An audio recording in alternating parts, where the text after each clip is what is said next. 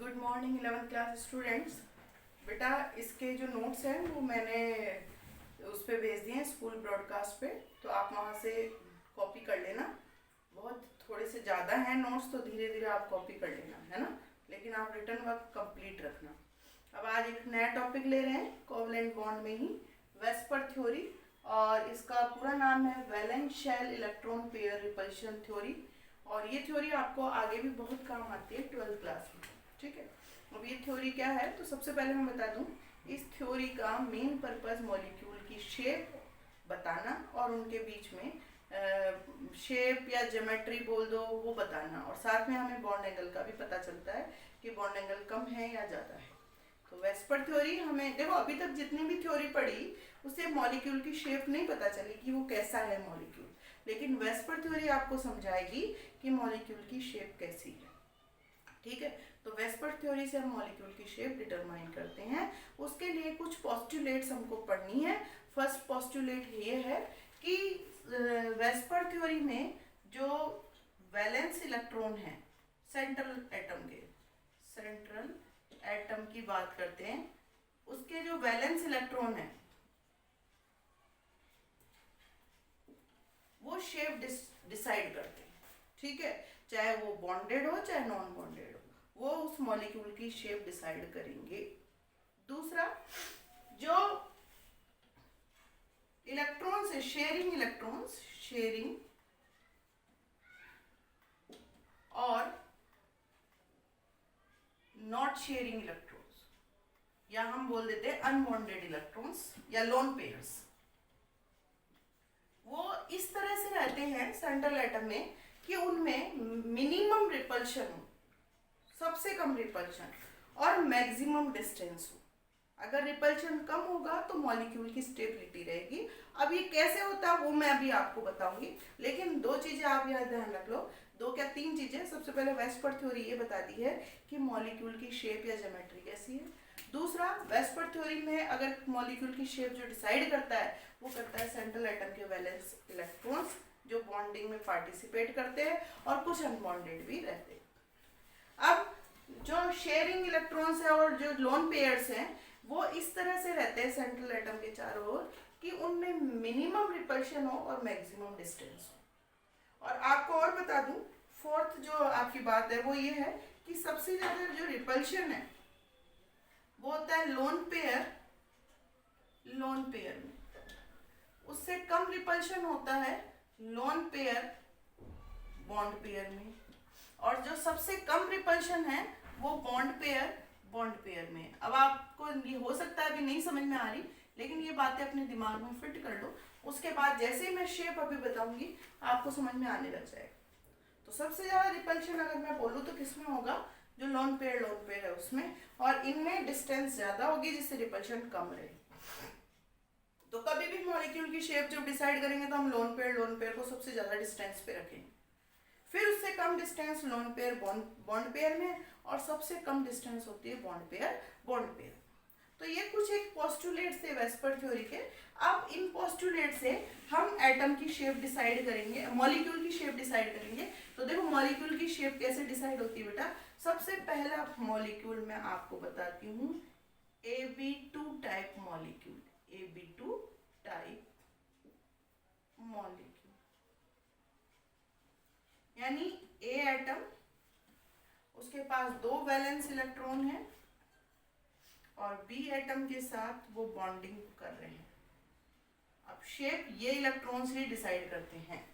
अब देखो, एक ये भी हो सकता है शेप, एक आप ये सोचो इसके पास दो इलेक्ट्रॉन हैं और बी से ये शेयरिंग कर रहे हैं, ये भी शेप हो सकता है, और एक ये भी शेप हो सकता है।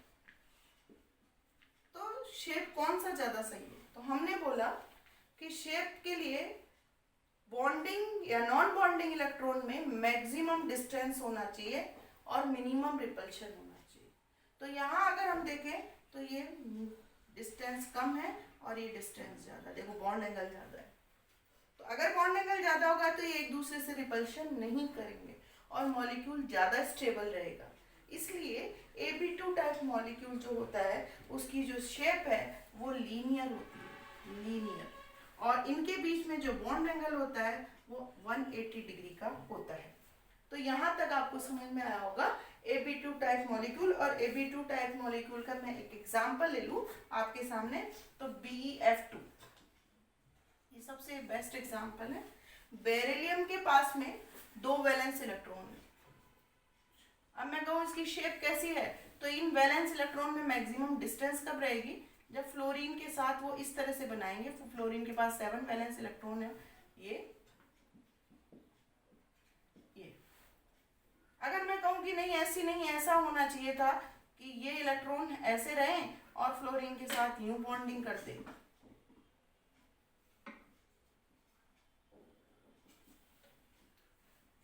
इस तरह से। तो आप देखो इसके बीच में ये वैलेंस, ये जो इलेक्ट्रॉन है बॉन्डेड इलेक्ट्रॉन, उनके बीच में कम डिस्टेंस रहेगी और इनमें आपस में रिपल्शन हो जाएगा, क्योंकि इलेक्ट्रॉन जो है वो नेगेटिव चार्ज कैरी करते हैं। ये इलेक्ट्रॉन की शेयरिंग है और ये नेगेटिव चार्ज कैरी करते हैं। अगर ये पास रहेंगे तो इनमें रिपल्शन रहेगा, इसीलिए इनको मैक्सिमम डिस्टेंस एक्वायर करनी होगी, because they have same charge. और मैक्सिमम डिस्टेंस 180 पे दिख रही है, तो इस तरह से इसकी शेप जो है वो लीनियर है। तो Ab2 क्यों बोला मैंने, ये इसको मान लो A और इसको मान लो B। This is called Ab2 type molecule और उसकी शेप जो है वो लीनियर है और बॉन्ड एंगल है वो 180 डिग्री का। ठीक है, चलो नेक्स्ट टाइप हम देखते हैं, अगला मॉलिक्यूल Ab3 टाइप।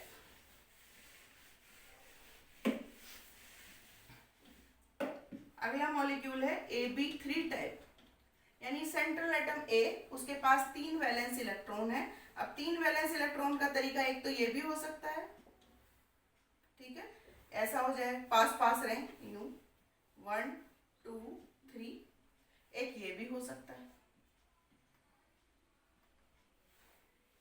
अगर मैं यहां देखूं, ये B से बॉन्डिंग बनाते हैं, 3 साइड B से, तो देखो ये जो है bond pair, bond, this is called bond pair. जो पार्टिसिपेट करते हैं बॉन्ड बनाने में, that is called bond pair. तो यहाँ बॉन्ड पेयर जो है वो 90 डिग्री का एंगल बना रहा है और यहाँ भी 90 डिग्री का एंगल बना रहा है। एंगल इससे ज्यादा भी बन सकता है अगर इलेक्ट्रॉन यूं रहे। तो देखो यहाँ अगर बनाता है तो देखना, तो यहाँ जो एंगल है वो है 120 डिग्री, ये भी एंगल 120 डिग्री और ये भी एंगल 120 डिग्री। तो मैक्सिमम डिस्टेंस यहाँ रहती है, ये गलत है और ये सही है। तो इसकी जो शेप बोले हैं B3 की, दैट इज ट्राइगोनल। 3 ट्राइंगल बन रहा है, तो ये देखो इस तरह से A B, that is called trigonal planar. क्या शेप है इसकी, ट्राइगोनल प्लेनर, और बॉन्ड एंगल जो है वो 120 डिग्री का है। अब इसका मुझे एक एग्जांपल लेना हो तो बोरोन ट्राइफ्लोराइड ले लेती हूँ मैं। इसका example boron, balance electron 3 side fluorine से बॉन्ड बनाते हैं,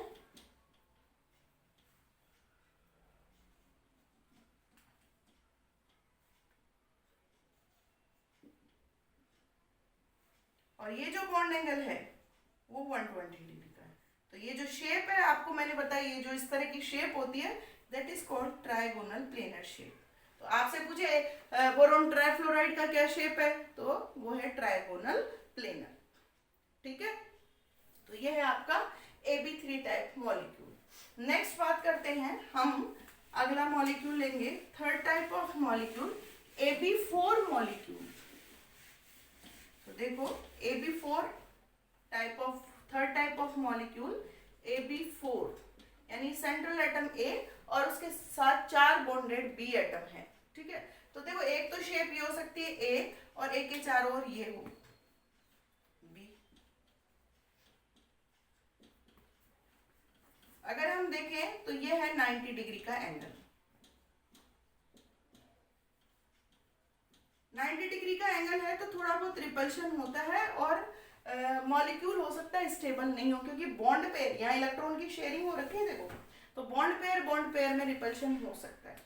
लेकिन एक और तरीका है जिससे हम रिपल्शन को कम कर सकते हैं। कैसे, सेंट्रल एटम A और 3 एक्सिस पे X Y Z, 3 पे 3 एटम हो और एक ऊपर रहे स्लाइटली बेंड होके, कैसे? Central atom A X Y Z, तीन तो यहाँ पे रहे और एक स्लाइटली बेंड होके ऊपर की साइड रहे, स्लाइटली। तो देखो इनमें 120 डिग्री का एंगल रहेगा तीनों में। तो यहाँ तो वैसे ही रिपल्शन नहीं होगा, 120 डिग्री 120 डिग्री 120 डिग्री। और एक इससे बाहर समझ लो या इसके अंदर समझ लो, लेकिन मेरा ब्लैक बोर्ड 2D का है तो मुझे बाहर और अंदर को मुझे यूं ही दिखाना पड़ेगा। ये देखो, तो तीन तो यहाँ और एक ऊपर। This is called, this shape is called, ये 120 डिग्री का बॉन्ड एंगल नहीं रहेगा, अब यहाँ पे बॉन्ड एंगल हो जाएगा 100, ये बॉन्ड एंगल होगा 109.8 degree. This shape is known as tetrahedral, इस शेप को बोलते हैं हम टेट्राहेड्रल। वापस बोल रही हूँ, टेट्राहेड्रल शेप कैसे होगी? सेंट्रल एटम ए और 3 एक्सिस पे बी बॉन्डिंग बना रहे हैं और एक ऊपर की साइड में है स्लाइटली बेंड होके, और बॉन्ड एंगल होगा 109.8 डिग्री। ठीक है, तो इसका मैं अगर एग्जांपल लूं तो ये गलत है, इससे ज्यादा बॉन्ड एंगल तो यहीं आ रहा है 120 डिग्री तीनों में और ऊपर 109.8 डिग्री तीनों के साथ। ठीक है, तो 90 डिग्री से ज्यादा बॉन्ड एंगल है, ज्यादा डिस्टेंस है, इसीलिए ये शेप टेट्राहेड्रल होगी। इसका एग्जांपल अगर हम ले तो मीथेन ले सकते हैं, सबसे बेस्ट एग्जांपल है CH4, central atom carbon, carbon के साथ 3 हाइड्रोजन न्यू बॉन्ड बनाते हैं और एक हाइड्रोजन स्लाइटली बेंड होके ऊपर। तो देखो इट्स शेप टेट्राहेड्रल। तो मीथेन की अगर आपसे कोई शेप पूछे तो आप बता सकते हो टेट्राहेड्रल, और बॉन्ड एंगल जो है वो 109.8 डिग्री का होगा करीब करीब। तो यहाँ तक मैंने बताया, मैंने AB2, AB3, AB4 तक तो बता दिया, अब AB5 और AB6 भी बताऊंगी। तो अब नेक्स्ट अगर हम फोर्थ लें तो वो है आपका AB5 टाइप मॉलिक्यूल। फोर्थ अगर हम लें तो वो है आपका AB5 टाइप मॉलिक्यूल। तो देखो सेंट्रल एटम ए, एक तो ये हो सकता है पांचों इधर रहे, तो पांचों अगर रहते हैं तो देखो कैसे होगा, पेंटागन बना लो इसका, 1 2 3 4 5, मैक्सिमम डिस्टेंस ये होगी। और अगर मैं देखूं 360 को, 360 का ही है ना ये एंगल, चारों गोला, 360 को 5 से डिवाइड करूं तो ये शायद 72 डिग्री का एंगल बनता है। तो ये एंगल कितने का है? 72 डिग्री का एंगल है। अब हम देखते हैं कि ये इससे भी ज्यादा एंगल बनता है क्या, मैं क्योंकि हम चाहते हैं कि बॉन्ड पेयर में ज्यादा डिस्टेंस हो, दूर रहें, जिससे मिनिमम रिपल्शन हो। तो अगर मैं देखूं तो देखो एक तरीका ये भी हो सकता है कि सेंट्रल पार्ट ए, तीन तो एक्सिस पे एक्स वाई जेड, ये तो हो गए 180 पे, वो 120 पे,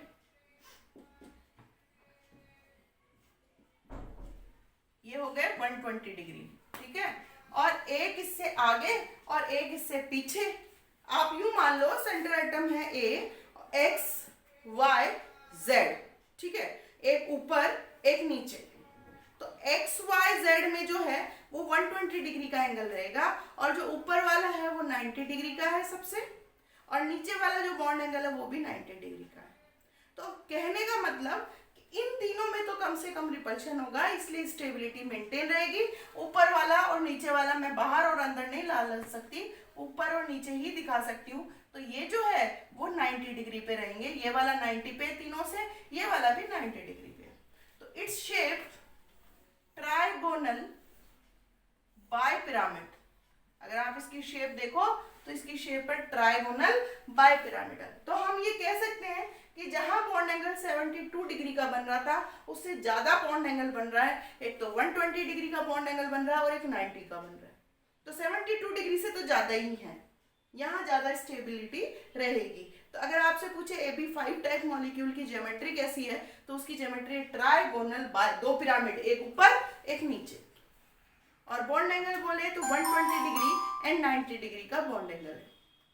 इसका एक एग्जांपल मैं आपके सामने ले रही हूँ, फास्फोरस पेंटाक्लोराइड। देखो फास्फोरस पेंटाक्लोराइड में फास्फोरस सेंट्रल एटम है, 3 क्लोराइड यूं रहते हैं एक्स वाई जेड पे, और एक बाहर और एक अंदर। तो मैं बाहर, ये तो है 120 डिग्री पे,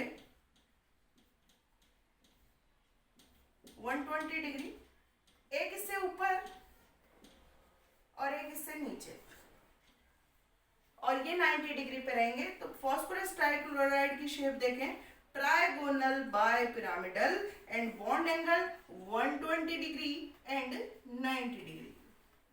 आया समझ में आपको?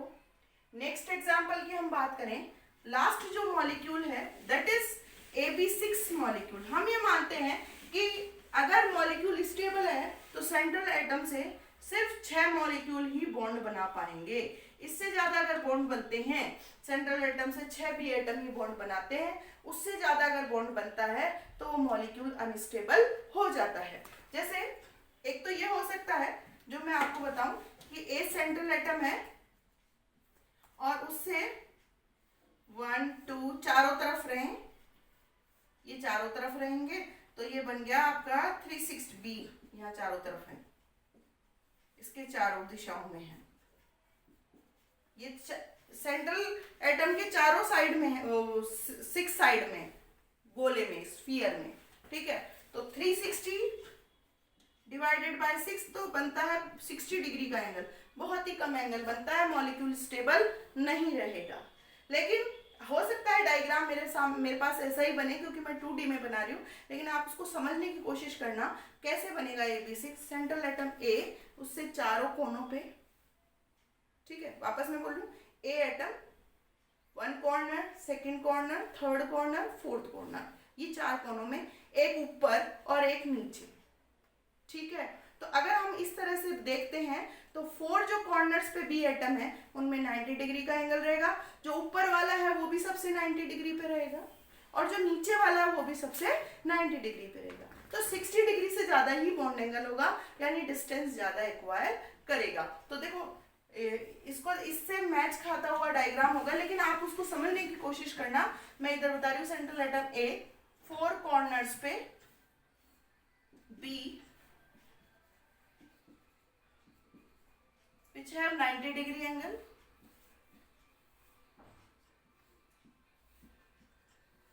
और बेटा एक है इससे बाहर और एक है इसके अंदर।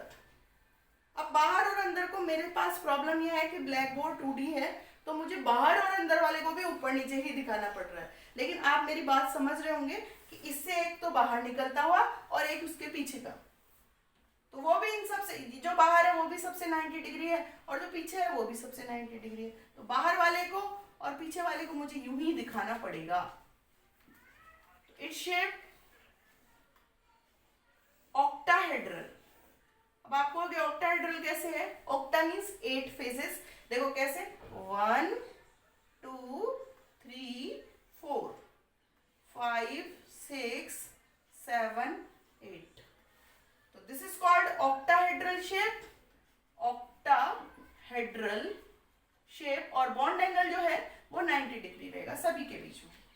इसका एक एग्जांपल ले लेते हैं अपन। इसका एक एग्जांपल अपन ले SF6, सल्फर हेक्साफ्लोराइड।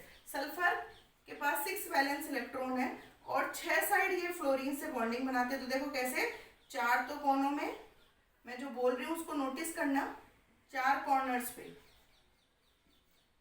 ये 90 डिग्री का एंगल है,